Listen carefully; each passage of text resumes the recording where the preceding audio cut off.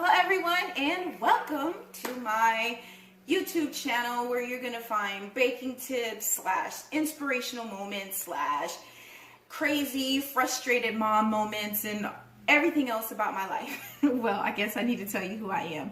I am Antoine Antoinette and I am a professional baker. I say professional because I'm an at-home baker who's just like passionate about everything baking, and I'm immersed in the baking world, but yet I'm like most of you who really are in the real world and have to maintain a real like 9-to-5 job, but yet you have this crazy passion that's like bugging you on the back end that you want to pursue it, but yet can't jump off the wheel of life to pursue that dream. That's me. I'm that girl.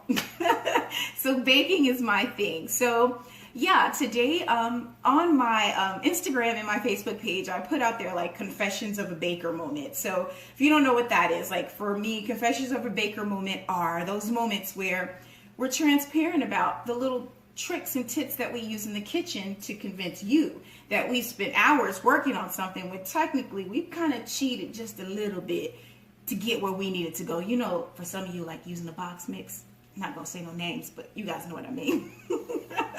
Well, we have one of those moments today, and it was a confession post day.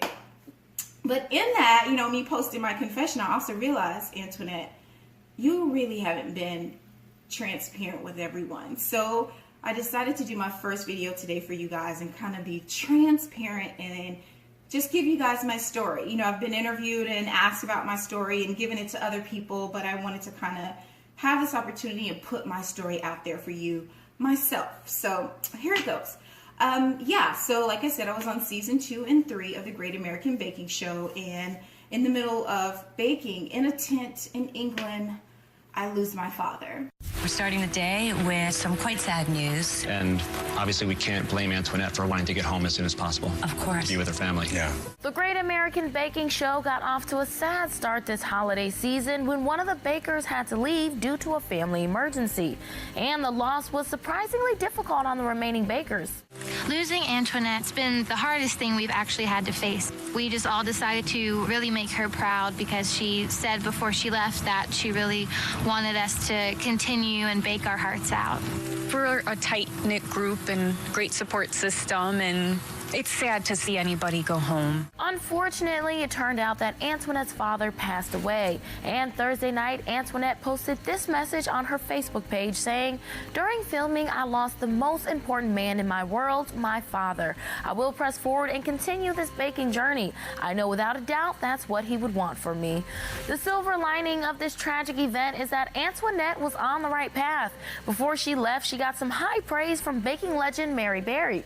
And in second place, who's this? Antoinette. These were really good. Those pecans were absolutely lovely. And the compliments were especially sweet considering Antoinette was a biscotti cookie rookie. I've never made biscotti. I've never tasted biscotti. So that was baker skill right there. I'm just saying. So to do a little backstory on that, what you don't know and what the cameras didn't show you is that I walked away from my whole world to be on that show on season 2. So a little bit about the story is this. I got the call to be on the show, and I'm a single mother, you know, in the grind of life, working in corporate America. Get a call, hey, we've chosen you. Do you want to do the show?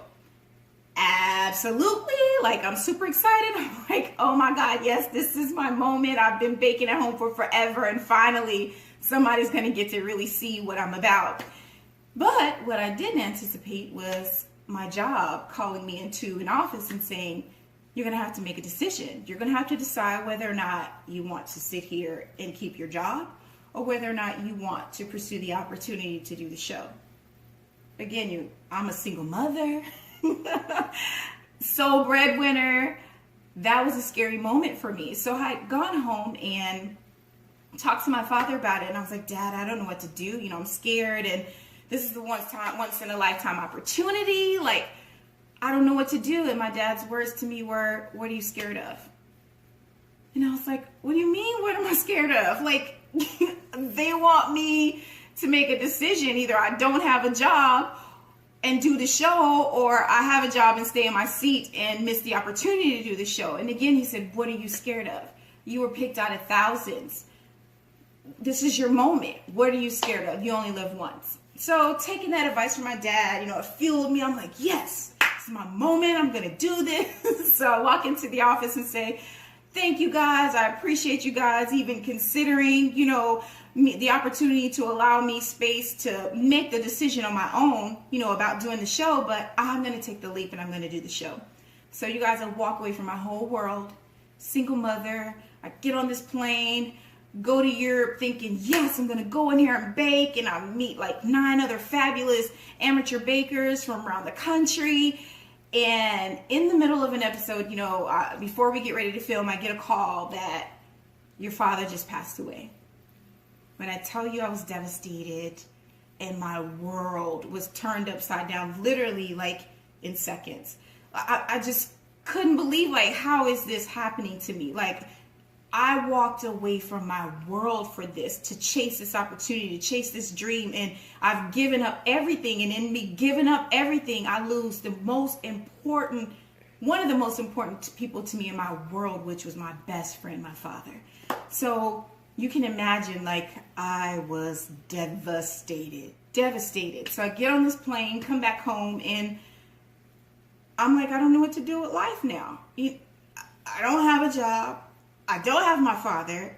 I have to yet still function some kind of way as mom and keep it mentally together to take care of my beautiful daughters. And yet I'm still like, I don't know what the heck is happening in my life. Again, I'm still stuck on, this is not fair. Like, this is so not fair.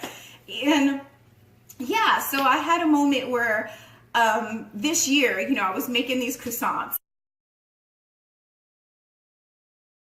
And, I was talking to a girlfriend about the process. I was telling her, it was a 6-hour labor intensive process to make these croissants. Like, you guys know, if you've made croissants before, it takes hours. Like, the fully laminated dough is like no joke. Like, it's a matter of busting out butter, putting it into a block, rolling it into, dough. This is putting in the refrigerator for an hour, bringing it back out again. You guys get it. If you've made croissants, But still some kind of way in me, I was like, I'm going to do this. It's worth all this work. I'm going to do this because I know what the end result is supposed to be with these croissants. I want to see this flaky, buttery crust, and it's worth it for me to put in all this work to get that croissant that I want to have.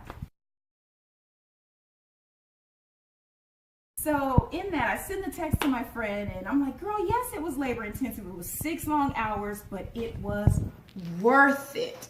Those are my words to her. And as soon as I hit send on that text message, you guys, literally, it's like I hear this voice in my head and it says, but you don't think the labor that you've gone through in your process is worth it for you to be who you need to be. Like, yeah, I was quiet. Like, it was like a one of those moments where you can like hear like angels singing or something. Like, it was like, wow. Like, yeah, I was like, all the nights of me crying and, moaning and having to deal with the fear of what's going on with my life. Where is my life going? What am I going to do? Not seeing things the way that they're supposed to look for me, or things not unfolding the way I think they should unfold in my life, and complaining about it all the way through. And then it hit me like, wow, it's just like the croissant. That was not easy to do that process. It was labor intensive. It was a lot of steps involved in making those croissants. And that's the same way it is for my life. It's a lot of steps that I've gone through. I'm still going through my process, leaving my job, losing my father, coming home, still have to be mother, still trying to figure out life and how I'm going to make it, and what I'm going to do. And my girls seeing me struggle through that and seeing me be honest and say, hey, mommy, at this time, I don't have all the answers. I don't know. But some kind of way, I have to feel like and embrace my process and feel like it's going to be worth it. It's going to be worth it to see what the end result is supposed to be when I come out of this on the other end. So I'm saying all that to say to you guys, this is what I'm talking about with my channel. I get inspirational moments through baking, and this was one of them for me, like an aha moment of, whatever your process is, whatever you're in the middle of, whatever the struggle is, whatever pain you're going through, or depression, or any of that, you guys, just know that it is a process, and in a process you're still moving through, which means you won't be there always. So I want to say that to you: keep going, be encouraged, do not give up, because you are worth it. The end result of who you're supposed to be, who you're purposed to be in life, what you're put on this earth to do, is so worth you going through your process. Thank you, guys, and I appreciate you taking the time to listen to my story again. I felt like I needed to get my story out there. You know, me telling you guys exactly what happened, and me still telling you and being honest with you guys, and having Baker's confession and saying I'm still walking through it. And you guys, I would love if you guys take the journey with me. Thank you, guys.